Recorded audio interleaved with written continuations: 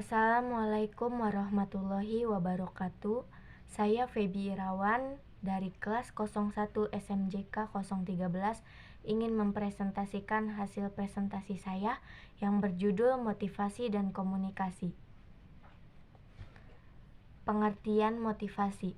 Menurut Luhmann 1992, motivasi berasal dari kata Latin movere, artinya bergerak. Motivasi merupakan suatu proses yang dimulai dengan adanya kekurangan psikologis atau kebutuhan yang menimbulkan suatu dorongan dengan maksud mencapai suatu tujuan atau insentif.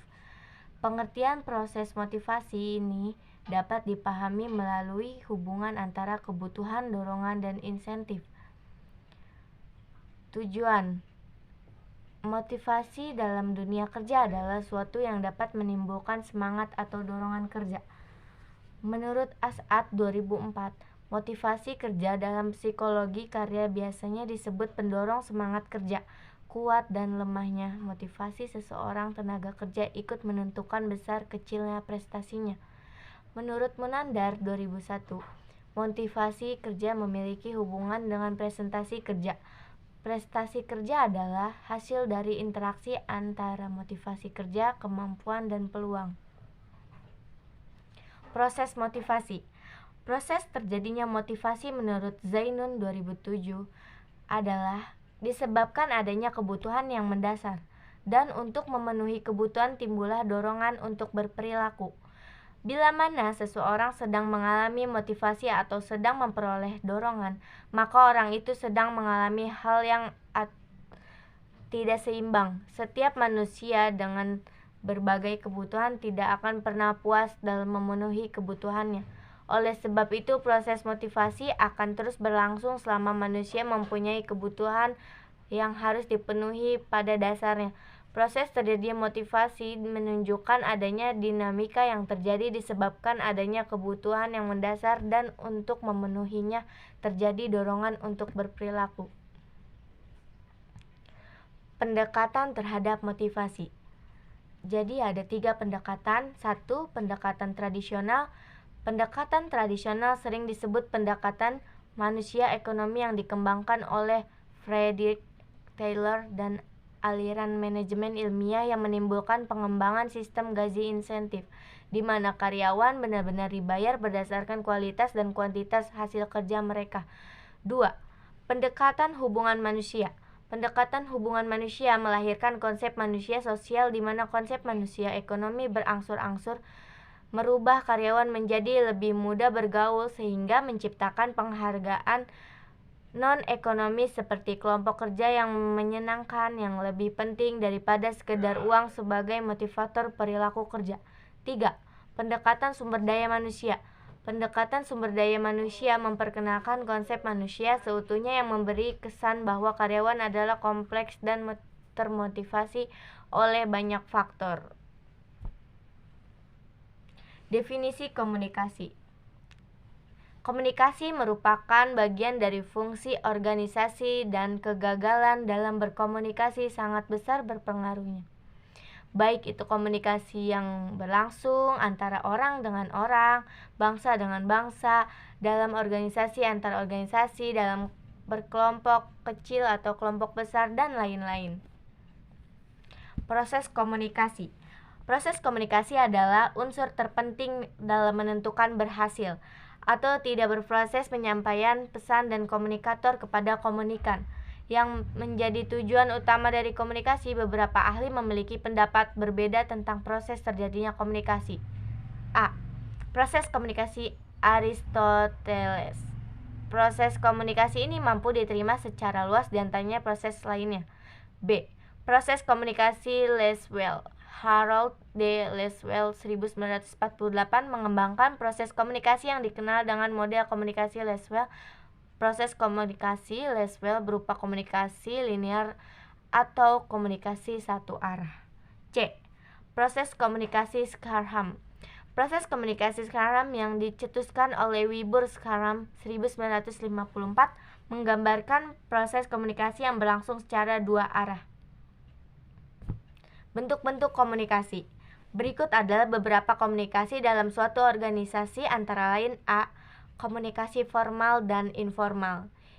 Jadi, komunikasi formal ialah komunikasi resmi yang menempuh jaringan organisasi struktur formal di mana informasi ini tampaknya mengalir dengan arah yang tidak dapat diduga dan jaringannya digolongkan sebagai selentingan informasi yang mengalir sepanjang jaringan. Kerja selentingan terlihat berubah-ubah dan tersembunyi. B.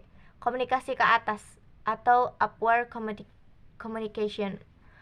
Komunikasi dari bawahan ke atasan yang mencakup sistem-sistem saran kebijaksanaan, pintu terbuka, mendengarkan keluhan-keluhan karyawan, dan survei semangat. Komunikasi ke atas dalam sebuah organisasi dapat diartikan bahwa informasi mengalir dari tingkat yang lebih rendah ke tingkat lebih tinggi. C. Komunikasi ke bawah, downward communication. Komunikasi dari tingkat yang lebih tinggi ke tingkat yang lebih rendah dari suatu organisasi mencakup pedoman, perusahaan, publikasi ke dalam memo papan, buletin, dan rak informasi. Komunikasi ke bawah dalam sebuah organisasi berarti bahwa informasi mengalir dari jabatan berotoritas lebih tinggi kepada yang berotoritas lebih rendah. D. Komunikasi horizontal, horizontal communication. Tipe komunikasi ini memungkinkan para manajer pada tingkat sama dalam suatu organisasi mengkoordinasikan kegiatannya lebih efektif. Misalnya rapat, staf, dan konferensi tatap muka. Komunikasi horizontal terdiri dari penyampaian informasi di antaranya rekan sejawat dalam unit kerja yang sama. Unit kerja meliputi individu-individu yang ditempatkan pada tingkat otoritas yang sama dalam organisasi dan mempunyai atasan yang sama. E. Komunikasi silang atau across communication. Komunikasi ini merupakan penyampaian informasi rekan sejawat yang melewati batas-batas fungsional dengan individu yang tidak menduduki posisi atasan maupun bawahan. Oke, selanjutnya. Hambatan dari komunikasi. Berikut hambatan-hambatan komunikasi dalam organisasi. A. Gangguan mekanik. Apa sih gangguan mekanik itu? Gangguan mekanik adalah gangguan yang disebabkan saluran komunikasi atau kegaduhan yang bersifat fisik. Misalnya bunyi kendaraan yang lewat ketika pemimpin sedang berbicara suatu pertemuan. B. Gangguan semantik adalah bersangkutan dengan pesan komunikasi yang pengertiannya menjadi rusak. Gangguan semantik tersaring ke dalam pesan melalui penggunaan bahasa. Lebih banyak kekacauan mengenai pengertian suatu istilah atau konsep yang disampaikan komunikator yang diartikan lain oleh komunikan sehingga menimbulkan salah pengertian. 2. Kepentingan interest atau kepentingan akan membuat seorang selektif dalam menanggapi atau menghayati suatu pesan. Orang hanya akan memperhatikan prasangka yang ada hubungannya dengan kepentingannya. 3. Motivasi terpendam. Motivasi akan mendorong seseorang untuk berbuat sesuatu yang sesuai benar-benar keinginannya, sesuai dengan kekurangannya. 4. Prasangka. Prasangka atau prejudice merupakan salah satu hambatan bagi suatu kegiatan komunikasi. Orang yang mempunyai prasangka bersikap curiga dan menantang komunikator yang hendak melancarkan komunikasi sehingga sulit bagi komunikator untuk mempengaruhi komunikan. Hambatan-hambatan pada pihak atasan. A. Kurangnya kesediaan mendengarkan. Sikap dan tingkah laku atasan dalam mendengarkan memainkan peranan penting bagi komunikasi dialogis yang efektif. B. Segan terlibat urusan pribadi. Para atasan umumnya segan terlibat atas dengan persoalan bawahan yang bersifat pribadi. Di lain pihak, bawahan sering sulit memisahkan antara persoalan pribadi dengan persoalan pekerjaan sehingga mereka suka membicarakan hal tersebut. C. Prasangka komunikasi dialogis membuat bawahan berkesempatan menyalurkan apa yang ia pendam di hati serta dapat melepaskan ganjalan emosional dan ketidakpuasan Atasan berprasangka dengan adanya komunikasi dialogis akan memperkuat kebiasaan mengeluh dan mengkritik dari para bawahan. Semestinya dengan keluhan kritikan mengkritik dari para bawahan, atasan mudah menyadari dia mengetahui kegagalan dan kekeliruan yang terjadi. D. Sikap bertahan. Kita semua orang cenderung mempertahankan diri dengan komunikasi dialogis. Kemungkinan kekeliruan atasan akan diketahui bawahan menjadi lebih besar. Padahal itu tidak mengurangi kredibilitas atasan di mata bawahannya. Bahkan bila atasan bersikap terbuka dan sportif, maka penghargaan bawahannya akan semakin bertambah. E. Kurang waktu. Mendengarkan itu memakan waktu. Banyak atasan yang tenggelam dengan kesibukan kerjanya. Hal demikian membuat pemimpin sukar sekali menyediakan waktu untuk diskusi.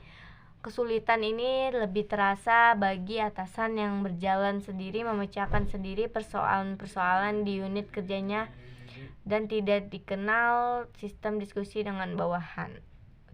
Itulah hasil presentasi dari saya, kurang lebihnya mohon maaf. Terima kasih. Wassalamualaikum warahmatullahi wabarakatuh.